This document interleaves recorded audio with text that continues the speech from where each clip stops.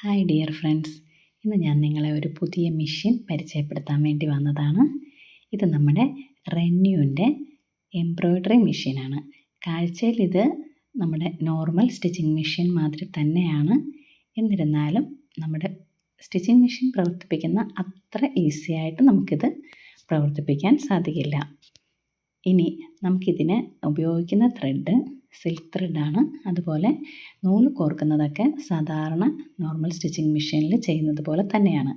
നമുക്കിതിൻ്റെ കുറച്ച് പാർട്സുകൾ പരിചയപ്പെടാം.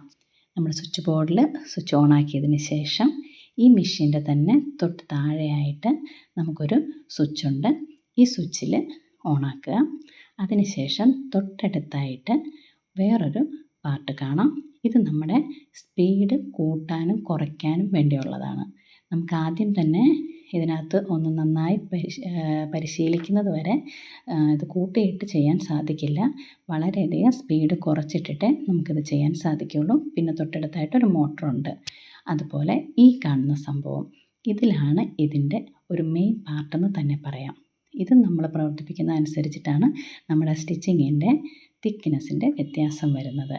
അതുപോലെ ഇത് നമ്മുടെ സാധാ മെഷീനിലെ പോലെ തന്നെ കാലുകൊണ്ട് പ്രവർത്തിപ്പിക്കുക. ഇതിൽ ഇടത് കാലും ഈ കാണുന്ന നമ്മളുടെ പെൻഡലിലെ വലത് കാലുമാണ് നമുക്ക് പ്രവർത്തിപ്പിക്കാനുള്ളത്. അതുപോലെ നമ്മുടെ ഇവിടെ അത് അനക്കുമ്പോഴേക്ക് നമുക്കിവിടെ ഒരു 5 നമ്പറുകൾ കാണാം. ഒരു 0 to 5 എന്ന നമ്പർ ഇവിടെ കാണാം. ഇതിൽ ഓരോ നമ്പറിനും ഓരോ തിക്നെസ്സാണ്. 0, 1, 2 തിക്നെസ് കൂടി 5 വരെയാണ് നമുക്കിതിനകത്ത് തിക്നെസ് കിട്ടുന്നത്. അത് നമ്മൾ ഇടത് കാലുകൊണ്ട് പ്രവർത്തിപ്പിക്കുന്നതനുസരിച്ചിട്ടാണ് തിക്നെസ് കിട്ടുന്നത്. അതുകൂട്ട് നമുക്ക് നൂലിടാനായിട്ട് ഇവിടെ നമുക്കിതിനൊരു പാർട്ടുണ്ട്. നമ്മൾ നേരത്തെ പറഞ്ഞിരുന്നു സിൽക്ക് നൂലാണ് നമ്മളിതിൽ ഉപയോഗിക്കുന്നതെന്ന്.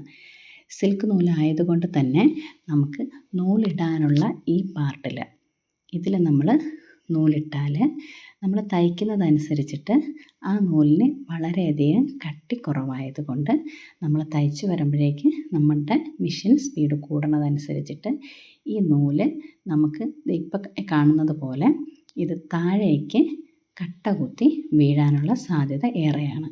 അങ്ങനെ വരുമ്പോഴേക്ക് നമുക്ക് സ്റ്റിച്ച് ചെയ്യുമ്പോൾ ഇത് വളരെ കട്ടി കുറഞ്ഞതായതുകൊണ്ട് പെട്ടെന്ന് പൊട്ടിപ്പോകും. നമ്മളതിന് ചെയ്യാനുള്ളത് ഇങ്ങനെ ഒരു പാർട്ടുണ്ട്.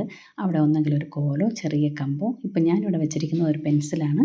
അങ്ങനെ വേണം നൂലിട്ടിട്ട് നമ്മളത് പ്രവർത്തിപ്പിക്കാൻ. അപ്പോൾ സ്മൂത്തായിട്ട് നമുക്ക് സ്റ്റിച്ച് ചെയ്യുന്നിടത്തേക്ക് ആ നൂല് വലിഞ്ഞ് കിട്ടും. വളരെ നന്നായിട്ട് നമുക്ക് സ്റ്റിച്ച് ചെയ്യാൻ സാധിക്കും. ഇനി വരും സമയങ്ങളിൽ നമുക്ക് ഓരോരോ സ്റ്റിച്ച് ഇതിനകത്ത് എങ്ങനെയാണ് ചെയ്യുന്നതെന്നും ചെയ്യുന്ന സ്റ്റിച്ചുകളുടെ ഭംഗി എത്രത്തോളം വരുമെന്നും അതുപോലെ ഈ തിക്നെസ് എന്താണ് ഈ തിക്നെസ്സിൽ വരുന്ന മാറ്റമെന്നും നമുക്ക് പരിചയപ്പെടാം. Okay, thank you.